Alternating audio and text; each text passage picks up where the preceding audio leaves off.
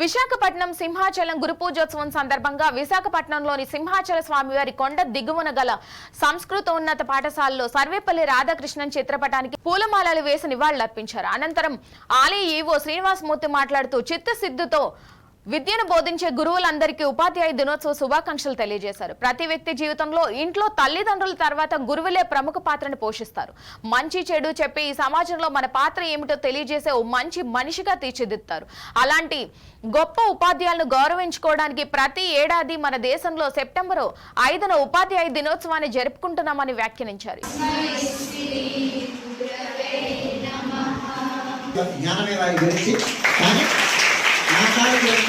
సంహితాలలో అంటే మొదటి తరం ఉపాధ్యాయులు మరియు తర్వాత తరం ఉపాధ్యాయులకి మీడియేటర్గా ఉండి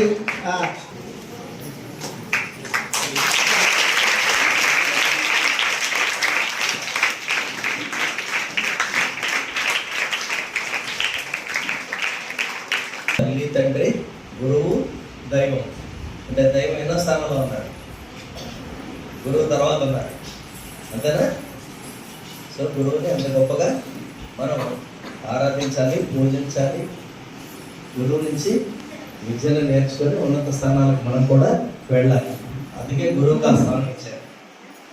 వారు కూడా అత్యున్నత విద్యావంతులు, రాష్ట్రపతి దీనికి వెళ్ళారు. మనం ఇక్కడ మన సంస్థానంలో ఉన్న పివిజి రాజు గారితో కూడా వారికి ఎన్నో రకాలైన అనుభవాలు ఇవన్నీ కూడా ఉన్నాయి. మన వారు చదువుతూ ఉంటే వీరితో ఉన్న సదుపాయాన్ని దేవస్థానం ఫండ్స్తో అప్పటి రాజుగారు ఏర్పాటు చేసిన సౌకర్యాన్ని కూడా కొనసాగిస్తూ ఉన్నాం.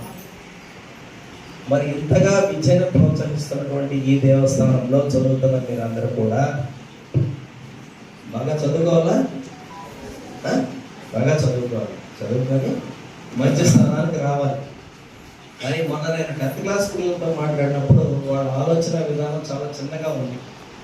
నర్స్ అవుతారని తప్పు కాదు, ఇంకా పెద్దగా ఏం చేయాలి, కష్టపడాలి, రీచ్ చేయాలని ప్రయత్నం చేయాలి.